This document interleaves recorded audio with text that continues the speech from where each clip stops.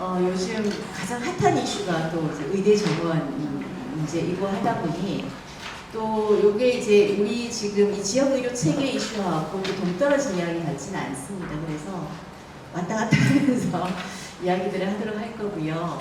그리고 뭐 중간에라도 궁금한 거 있으면 언제든지 그냥 이야기를 해주시면 좋을 것 같고요. 그리고 제일 마지막에 제가 제일 마지막 슬라이드가 그냥 질문만 하나 있거든요. 이거 어떻게 보면은 좀 같이 이야기를 해봤으면 좋을 것 같아서 질문을 남겨놓았습니다. 좀 토론이 이루어지면 좋을 것 같습니다. 뭐 제가 들어보니까 지난번에 굉장히 토론을 활발하게 하셨다고 그러더라고요. 오늘 또 뭐 답이 있는 문제들은 아니니까 이게 제 슬라이드도 보면 알겠지만 문제는 있는데 그럼 어떻게 해결할 거냐라고 하는 거는 좀 쉽지가 않은 부분들 같습니다. 그래서 같이 조금 지혜를 모아 나가면 좋을 것 같습니다. 그러면 준비된 내용을 일단은 말씀을 드리도록 하겠습니다. 오늘 제가 준비한 내용은 이런 내용들입니다. 제목을 사회적 처방과 지역 의료 체계라고 바꿔보니 어떻게 연결되나 좀 고민을 하다가 슬라이드 내용도 좀 왔다 갔다 합니다. 좀 양해해 주시기 바라고요. 전 먼저 건강에 대한 이야기부터 좀 해볼까 합니다. 네. 지금 건강하세요? 아니에요. 저도 지금 연구하고 있는 게 뭐 건강 측정하는 도구 관련한 걸 하다가 제가 측정해 보니까 좋다가 아니고 한 중간쯤에서 자꾸 손이 가더라고요. 뭔가 이제 뭐 이 중에 뭐 난 건강한데라고 생각하시는 분들도 계실 거고 다 좋다라고 생각하시는 분들도 계실 거고 근데 이제 건강을 어떤 걸 우리가 건강하다라고 이야기를 할까요? 질병이 없는 상태. 다들 그렇죠.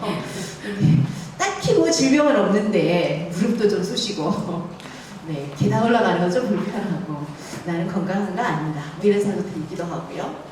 그 다음에 왠지 좀 기분이 전전해요 요즘. 그래서 몸은 특별히 뭐 아프고 한 건 없는데 딱히 그렇다고 좋은 상태인 것 같아 보이지는 않고 그렇게 생각을 하죠.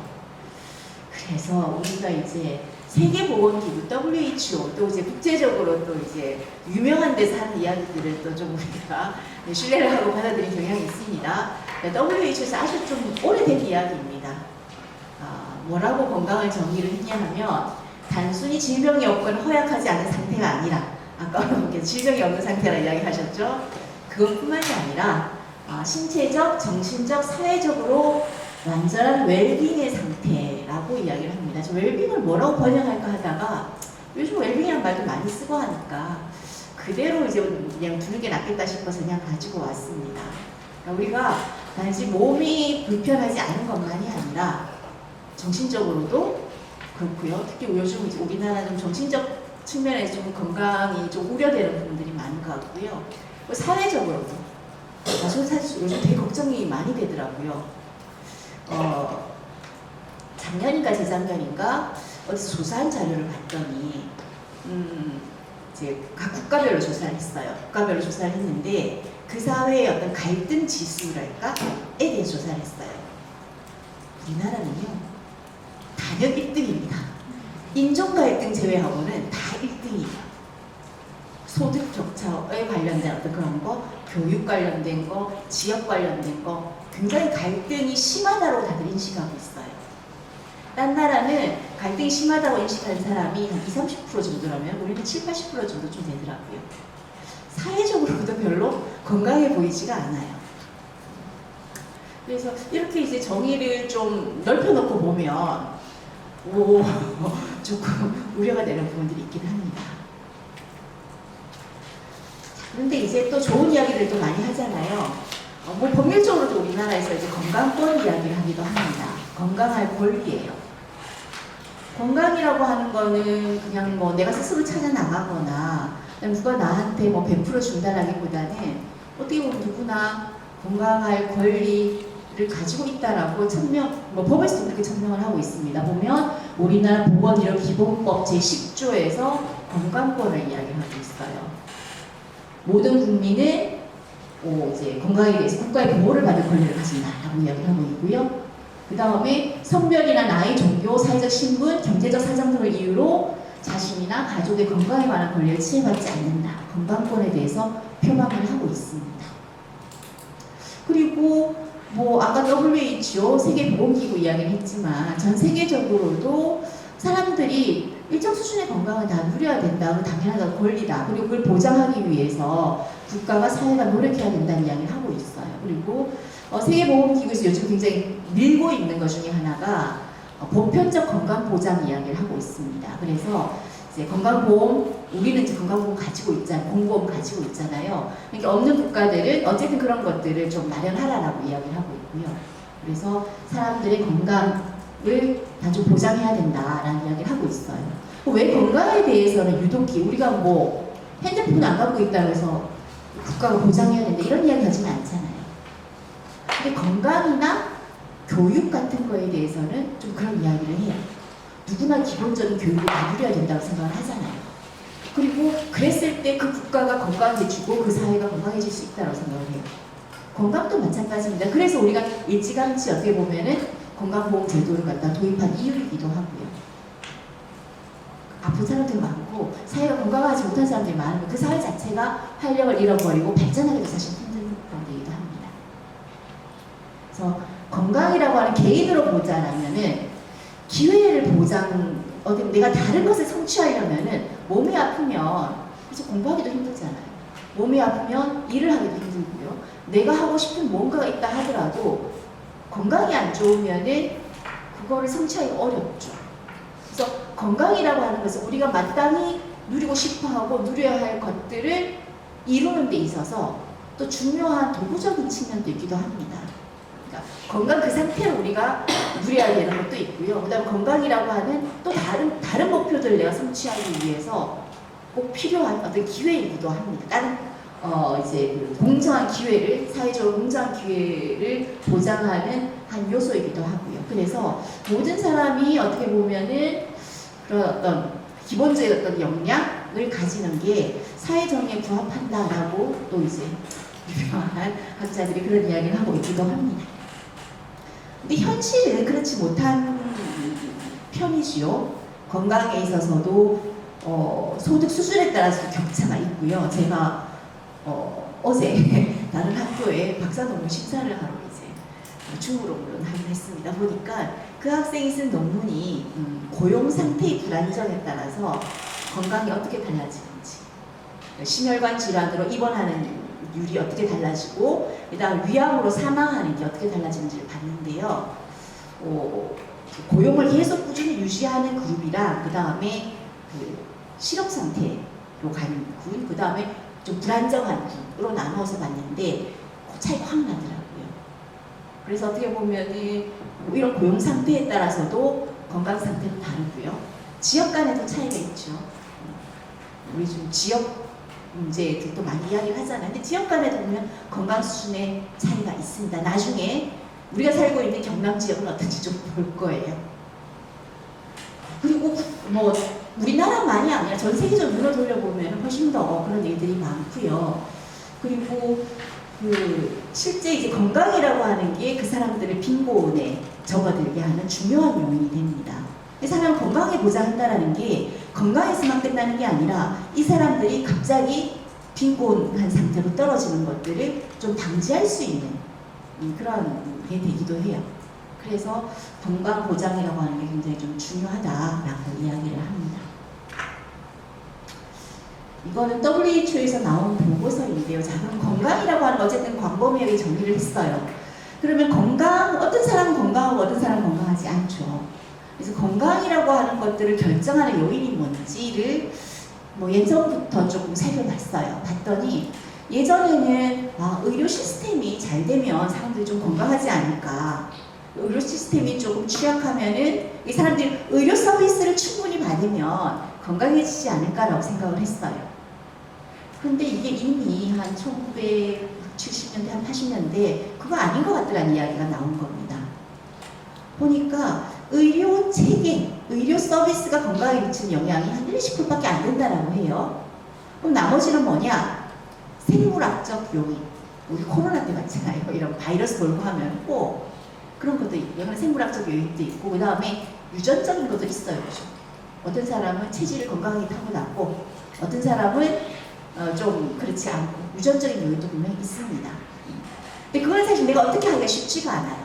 부모님을 바꿔서 태어날 수 없고 근데 또 하나 더 중요한 요인이 생활 습관. 그래서 담배 피지 마라, 술 마시지 마라, 뭐 운동해라 그런 이야기를 하잖아요. 그 생활 습관이 또 건강에 미치는 게 한 30-40%좀 이야기를 해요. 꽤 많은 영향을 미친다라고 합니다. 그래서 보건소나 이런 데에서 건강 증진 활동들을 되게 많이 해요. 금연, 금주 이런 데는 신경을 많이 쓰죠. 건강을 사람들 건강을 좀 좋게 하기 위해서. 그 다음이 이제 환경적 요인을 이야기해요. 그거는 환경적 요인에는 이제 여러 가지 뭐 물리적인 환경, 뭐 오염이 어떠하냐 이런 것들도 있겠고요. 그 다음에 이제 뭐 사회적인 환경도 이야기를 합니다. 아까 이제 실업 상태나 이런 것들 이야기했지만요. 사회적 환경도 굉장히 건강에 영향을 많이 미치는 것 같아요. 영국에서 이루어진 굉장히 중요한 연구 중에 하나가 뭐냐면 영국은 무상의료를 실현한 국가입니다. 우리 그런 이야기해요. 거기 가면은 느려 터지고 뭐 수술 하나 받으려고라도 뭐 몇 달 기다려야 된다는 이야기를 하기도 하고 느린 것은 참 문제이긴 하는데 누구나 돈 안 들이고 의료 서비스를 이용할 수가 있습니다. 영국이 내세우는 게 그거예요. 그야말로 무상의료를 실현하고 있습니다. 자, 그러면 당연히 의료 서비스를 공짜로 해주면 사람들이 아프면 누구나 의료기관을 찾아가서 서비스를 받을 수가 있으니까 건강 격차가 되게 적을 거라고 예상을 하잖아요. 그런데 옛날에 한번 그 조사를 해봤더니 되게 큰 거예요. 격차가 굉장히 큰 거죠. 깜짝 놀랐습니다. 영국에서 정책을 하고 하는 사람들이 뭐지 우리는 무상의료를 실현하는데 왜 여전히 서로 다른 소득 그룹들 간의 건강 수준이 다른 거예요.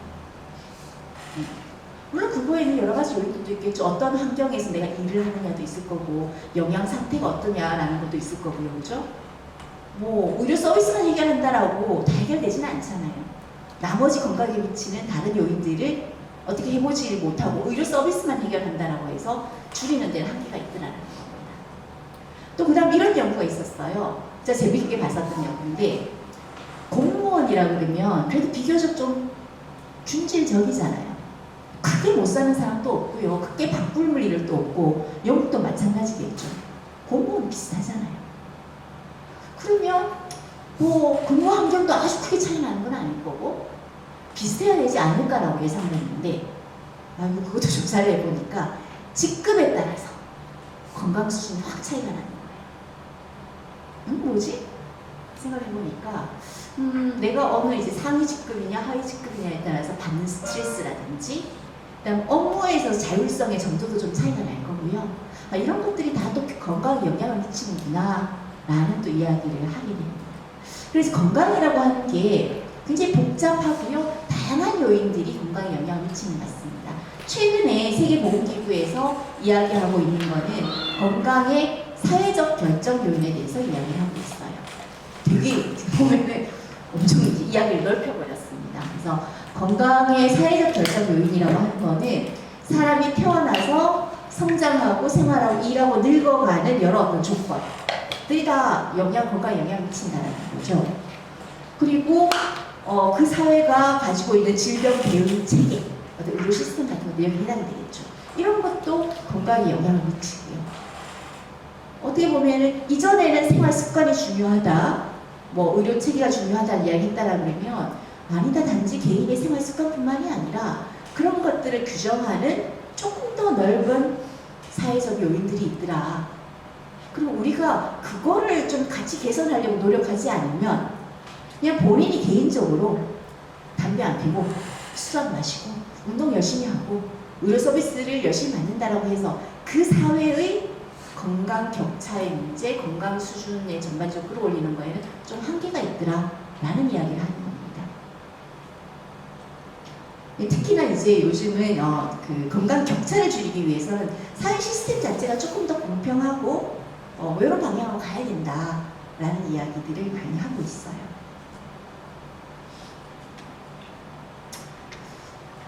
뭐 사회적 결정 여성 요인 나왔으니까 제가 예전에 읽었었던 이야기 중에 이런 거가 좀 전 인상적이었는데요. 우리가 이제 흡연 이야기를 하잖아요. 이제 학생들도 사례로 이런 이야기를 많이 하는데 흡연은 전형적으로 개인의 생활 습관, 나쁜 건강 행위인 거죠.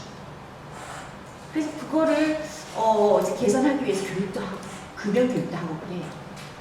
근데 이제 어떤 근데 이제 어디에서 제가 그 연구한 거를 봤더니 콜센터 같은 데에서 일하는 젊은 여성 노동자의 흡연율이 굉장히 높더라는 거예요. 우리가 보통 보면 남성에 비해서 여성은 흡연율이 그리 높지는 않은 편이에요. 그런데 특정 직종에서 일하는 젊은 여성들인데 흡연율이 높더라. 왜 높을까요? 스트레스 좋죠. 스트레스고 스트레스는 막 쌓이는데 풀 데가 없는 거예요. 어디 가서 쉴 시간도 많지가 않잖아요. 그러니까 짧은 시간에 스트레스 해소할 수 있는 방법이 흡연이었던 거예요. 그러면 이 사람들은 담배 해롭다. 뭐라 교육해야 당장에 지금 내가 스트레스를 받는데 별로 중요하게 안 다가오겠죠. 그러면 이 사람들의 작업 환경을 개선하려는 노력이 없으면 사실 좀 한계가 있겠죠. 그렇죠? 그래서 그런 것들을 다 이야기하는 겁니다. 근데 우리가 지역 이야기를 하기 전에 아무래도 지역 간 격차라고 하는 것도 건강상의 어떤 불평등함을 좀 줄이려고 하는 노력일 텐데요. 지역 의료 체계를 우리가 이야기하고 하는 것도 네. 불평등의 어떤 반대가 어떤 불평등의 반대는 평등이죠. 사실 형평성이라고 하는 거하고 평등이라고 하는 게 똑같은 개념은 아니기는 해요. 또 건강 형평성의 반대말은 건강 비형평이라고 이야기를 하긴 하는데 건강 형평성은 이제 불필요하면서 사람들이 똑같을 수 없어요. 아까 유전적인 것도 차이가 나기 때문에 유전적으로 차이가 나는 사람한테 아무리 이제 똑같이 의료 서비스 똑같고 사회적 환경 똑같다 하더라도 건강 수준은 차이가 날 수가 있는데 그건 어쩔 수가 없잖아요. 그거는 피할 수가 없잖아요. 그런데 불필요하면서 우리가 피할 수 있고 그러면서도 바람직하다, 우리가 공정하다고 생각되지 않는 건강상의 차이가 없는 것이 형평성인 거고요. 그런 차이가 있는 게 비형평. 제가 지금 쉽게 우리가 그냥 불평등 이야기 많이 하려고 건강 불평등이라고 이야기를 해봤습니다. 그러면 사람이 이제 소득 수준에 따라서 사는 지역에 따라서 건강상의 격차가 존재한다면 이건 우리가 사실 조금 극복하기 위해서 노력해야 될 부분들이에요. 그래서 보면 건강 증진 관련해서 국가적으로 5개년 계획 같은 것들을 세우거든요. 5년마다. 지금 중요하게 이야기하고 있는 게 건강 수명의 개선과 건강 격차를 줄이는 겁니다. 그게 양대 목표예요. 우리가 평균 수명 다 우리나라 길다라고 알잖아요. 근데 건강 수명은 별로 안 깁니다. 골골 앓으면서 오래 살다는 거죠. 우리가 원하는 거는 건강하게 오래 사는 거잖아요. 그래서 건강 수명을 좀 올려보세요. 그리고 지역 간에 그리고 소득 수준 간에 그다음 교육 수준 간에 여러 가지 격차들이 존재하고 있어요. 그래서 격차를 좀 줄여보자. 이걸 국가적 차원에서 목표로 삼고 있습니다.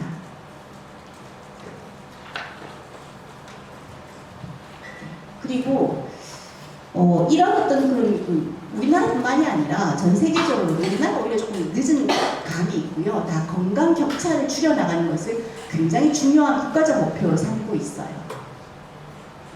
그러는 이유는 이 건강 격차라고 하는 게 일단은 바람직해 보이지는 않고요. 불공정한 어떤 사회 구조의 산물일 수가 있기 때문에 그렇고요.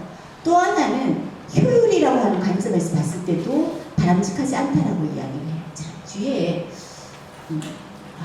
이게 제가 예전에 본 자료인데요.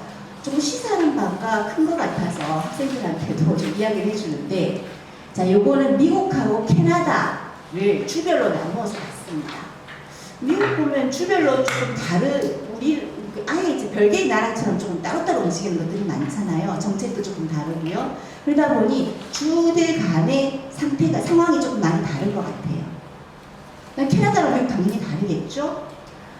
그러니까 그 가로축은 얼마나 그 소득 격차라고 하는 측면에서 봤을 때 오른쪽으로 갔을 때 조금 더 평등도가 조금 높은 거예요. 조금 고른 사회고요. 왼쪽으로 가면은 좀 격차가 많이 나는 그런 집단 그 지역인 거고요. 그 다음에 그 세로축은 인구 10만 명당 사망자 수입니다.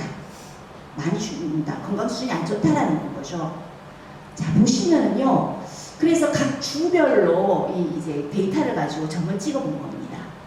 봤더니 경향이 막 보이죠. 좀 더 지역 내에서 사람들 간의 격차가 좀 적은 사회가 사람들이 덜 죽어요. 건강 수준이 높더라라는 거예요. 격차가 심한 사회가 평균적으로 훨씬 더 건강 수준이 안 좋더라라는 겁니다. 우리가 알기로는 미국보다는 캐나다가 조금 더 좀 사람들이 격차가 좀 적어요. 그러다 보니까 캐나다는 요 밑에 파란색이 캐나다인데 저 밑에 가 있고요. 이런 것들을 보면은 어떻게 보면은 이제 그 격차가 클수록 평균 자체를 좀 떨어뜨리는 그런 효과도 있는 것 같습니다. 이게 우리가 그 격차라든지 뭐 형평성이라든지 뭐 이런 거에 대해서 관심을 갖는 이유이기도 하고요. 네, 뭐 요거는 이제 세계보건기구에서 하는 이야기인데 그냥 참고하시고요. 그래서 이런 어떤 뭐 사회적인 요인들에 대해서도 관심들을 좀 가져야 된다, 그리고 개선해야 된다, 뭐 이런 이야기들을 하고 있습니다. 서두로 아무래도 이제 뭐 지역 의료 격차 이런 거 이야기 하려다 보니 그런 건강 격차라고 하는 게 왜 중요하고 뭐 이런 이야기 하려고 제가 이제 앞에 좀 서두를 조금 풀어봤습니다. 본격적으로 지역 의료 격차를 이야기를 할 텐데 우리 지역, 다른 지역은 우리 신경 쓸 지금 여유가 없고요. 우리 지역의 문제에 초점을 맞추어서 한번 살펴볼게요.